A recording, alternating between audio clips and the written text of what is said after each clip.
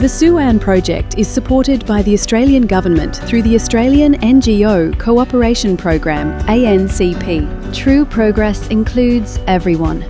See how communities are breaking down barriers.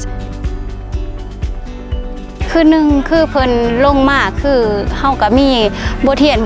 ความสามารถหลายอย่างแบบนึงและการใส่ความรุนแรงทางด้านครอบครัวและบทบาทหญิงชายแบบว่าระหว่างสิทธิเท่าเทียมผู้หญิงผู้ชายระหว่างการเฮ็ดเวียกในครัวเรือน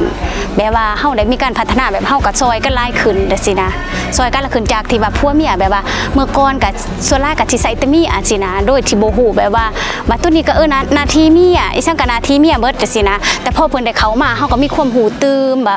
บทบาทหญิงชายนี่เท่าเทียมกันสิ่งใดที่บ่ว่าแบ่งเบาภาระของลูกเมียเฮาซอยกันเฮ็ดแปลว่าเฮามีบทเรียนเพิ่นให้นับแต่การเว้าจ้าความรุนแรงเฮาก็ลดพรลงจังซี่นะการใส่ความแรงทางด้านครอบครัวบ่ว่าแต่กับลูกกับผัวกับลูกกับสังคมรอบบ้านเฮาก็เปลี่ยนแปลง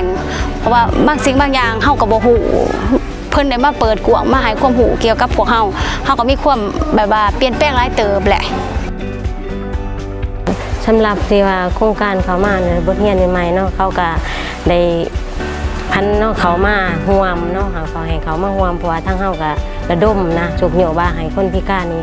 ให้เขามาร่วมนำพวกที่ว่าปกติเนาะว่าพิการเขาก็มีส่วนร่วมนำเฮาได้ยังเฮาระดมเขาฉุกโยเขานั่นเนาะ When everyone can participate, entire communities grow stronger.